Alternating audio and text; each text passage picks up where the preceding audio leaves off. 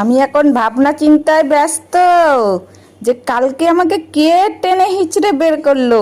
আমি তো আরামসে ঘুমাচ্ছিলাম মায়ের পেটের মধ্যে, কোন দিদিটা আমাকে টেনে হিচড়ে বের করলো।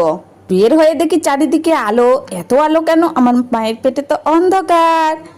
বের হয়েই এত আলো দেখি। কে আমাকে বের করলো টেনে হিচড়ে? ওই দিদিটাকে আমি খুঁজতে আসছি এখানে। তাই আমি নাকে হাত দিয়ে গালে হাত দিয়ে ভাবছি ভাবছি ওই দিদিটা কখন আসবে। এখন তো আসে নাই, নাইটে যদি আসে দিদিটাকে ধরবো আমি। কেন আমাকে টেনে হিচড়ে বের করলো? কেন বের করলো? আমি তো আরামসে ঘুমোচ্ছিলাম মায়ের পেটে। মাঝে মাঝে মাটাকে একটু লাথি দিই, বিন্দাস ঘুমাই। কিন্তু এই দিদিটা আমাকে টেনে হিচড়ে বের করলো। কেন বের করলো? দিদিটাকে আমি ধরবো, উলি বলে ধরবো আমি দিদিটাকে। আমি কি সুন্দর ঘুমাচ্ছিলাম, আমাকে টেনে বের করলো।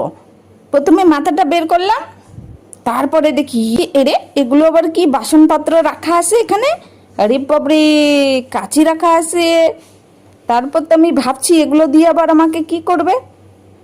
তারপরে বাঁচা গেল বাবা, কাচি দিয়ে আমাকে কিছু করেনি।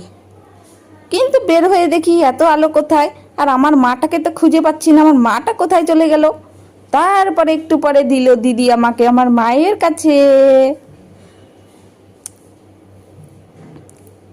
মাকে দেখার পরে আমার কান্না থেমে গেল, তাই না?